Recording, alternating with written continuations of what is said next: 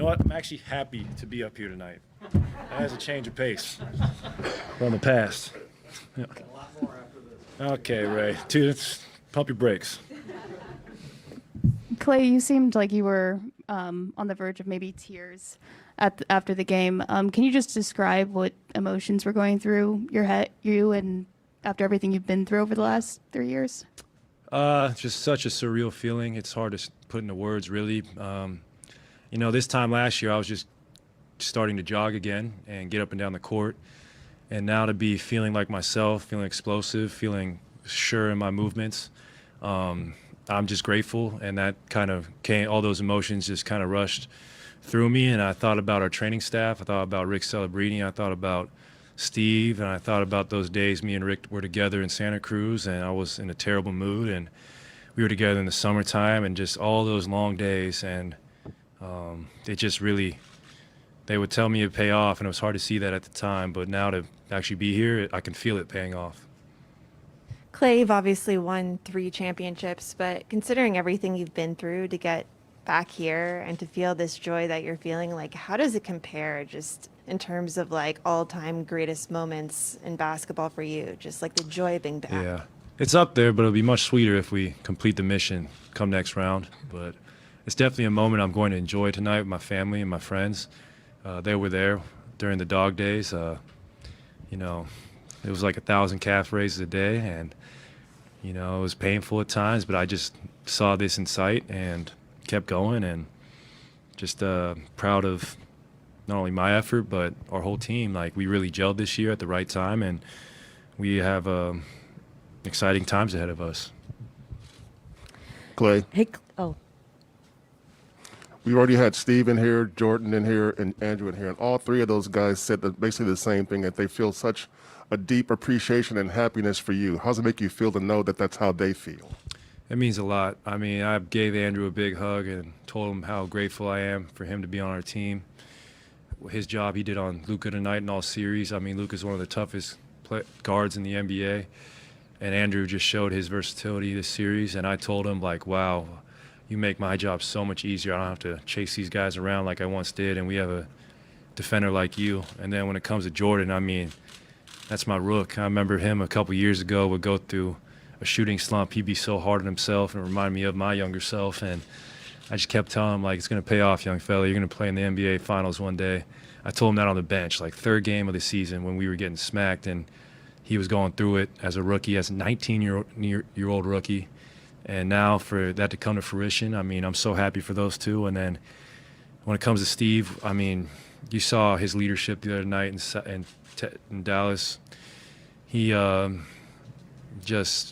would be hard to play for another coach. Steve is a leader of us, and he's just an incredible visionary when it comes to thinking basketball. And there's a reason he's been around so much winning his whole life, is because he's just that type of person who just gravitates toward greatness. And I'm so grateful to play for a coach like Steve. He's a real player's coach, and he is just an incredible person.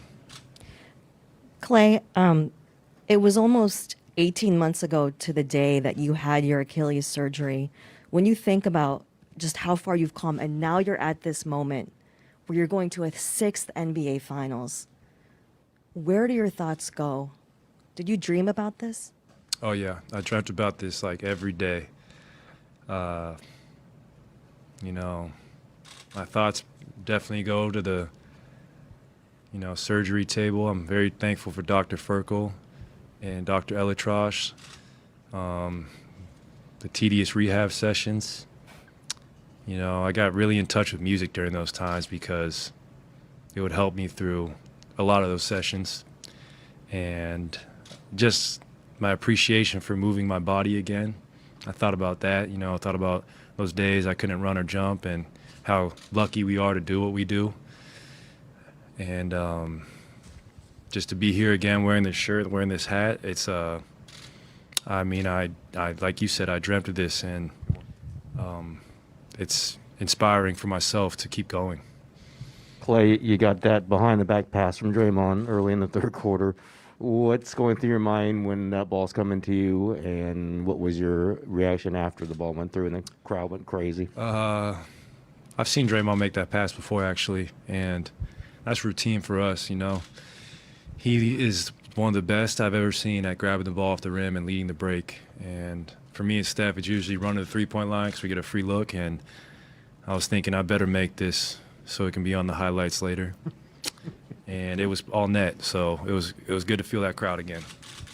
Klay, when you, Steph, and Draymond are all healthy, you've reached 6 straight finals together. You know your NBA history. How crazy is that to really wrap your mind around right now? It's unbelievable. We obviously had incredible help along the way. I mean, the years with KD, that was like the greatest team ever. And then now with the young Bucks we got, and they just really helped us feel more youthful again. And we're still missing some really key players, so we need to get our guys Otto, GP, and Andre healthy. But give our front office a lot of credit too, because they filled in the extra slots with some real pros and some great players who have not only accepted their roles but excelled in them. Klay, to kind of piggyback on that question, you guys had your place in history already with 5 straight finals. But how is it sort of maybe shape your legacy to get back, given what's happened the last couple of years? Not just your injury, but worst record in the league. And you mentioned KD. Yeah. I mean, a lot of people viewed what you guys accomplished differently when he joined. Yeah. But to get back without him, how does that affect the way you'd be remembered by history, do you think? Well, I don't think I don't think it's us and KD. When Kevin was here, I mean, we were like an unstoppable force. And I think now we have to be more meticulous, obviously, with our offense and our defense, because we don't have as much leeway without him. But we're happy to be here, but it would help our legacy a lot if we completed the mission and won the whole thing. So we can be happy tonight, and we will be. I'll celebrate tonight, but tomorrow when that Game 6 comes on, I'm turning the page and I'm scouting, because we want to finish this thing off the right way and do it for Dub Nation. Klay, 2 questions for you. One, you just mentioned, Gary, Andre, and Otto, they're out. The fact that you guys haven't really still had your full healthy team, what does that mean heading into the finals, that the NBA world hasn't seen you guys really at full strength? Strength in numbers. It's been our slogan. And it's scary, I think, for our potential, like how great we can really be.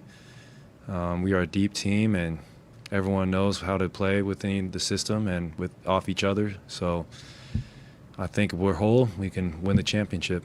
And then secondly, you're the first player in NBA history to have multiple games with 8 threes and series clinching wins tonight and against the Grizzlies. What about, we talk about Game 6, Klay, but what about just about series clinching games do you think gets you up? I'm satisfied with Game 6, Klay. I don't need another nickname. And it's nice not having to bring him out yet. We still have another very hard series to play, but I've learned in this league, you don't want to self-proclaim anything. You want to earn those nicknames. So I'll let you guys write about that. Klay, when did you know that, on a team with you, Steph, Draymond, and even Andre, when did you know that that would be a special core that you can build on?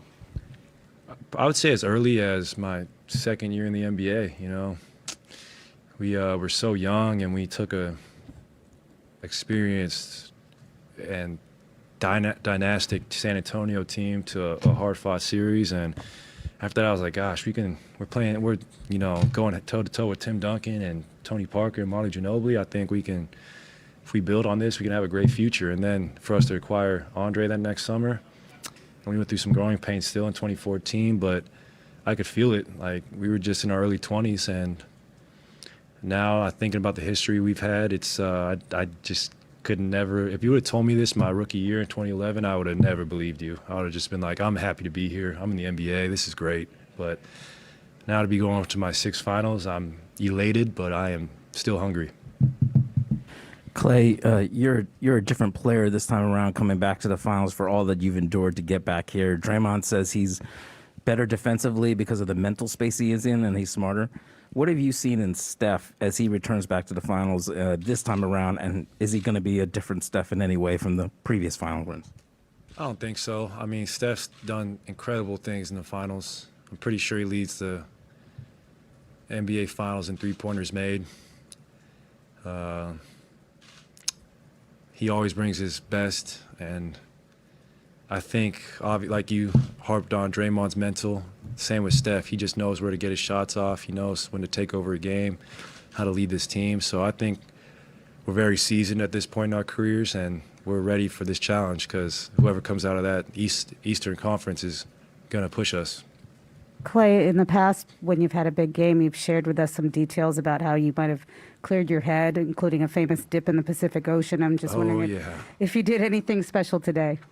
I ate a great breakfast, and before, I don't want to give away all my secrets, but before I even start my day, I just get up and I go jump in my 65-degree pool to wake myself up, and I'm so lucky to even have a pool. And then I just, play with Rocco. I play maybe some Nintendo, and I just try to not watch basketball or basketball media because I try to that's how I clear my mind, is just doing other things that occupy my time that are fun. And I have to keep this, routine going for the next series.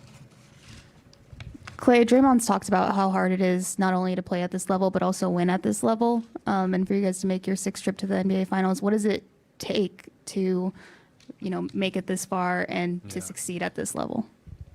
It takes a special group from top to bottom, all the way from our owners and Peter and Joe, who aren't afraid to go out and get guys to help us win, to Bob, to our assistant GMs, our front office who scouts these players, our coaching staff who puts in the work to watch all the film, our training staff who is in the dungeon with us, just getting us right. And then lastly, the players. It takes a special group of talented young men to really put themselves and their agendas aside and do it as a whole and as a team, because, I always think about this John Wooden quote.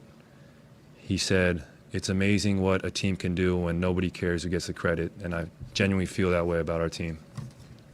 There were several low moments organizationally the last couple of years. How has Steph's presence kind of through that guided you guys? Yeah, he's just an incredible leader, and the low moments make the high ones so much sweeter. That's what I've learned, So as much as you don't want those, you want to win every season. It's just hard to do, and when you do have those low moments, you got to hold your chin up high, and you got to still stick to your character, because sports are tough. Injuries are part of them, and it's like it's just different every year.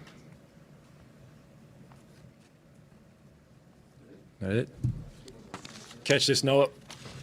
Oh, heads up. Oh, man, that was a good flight right there. Play one more for you. Yeah.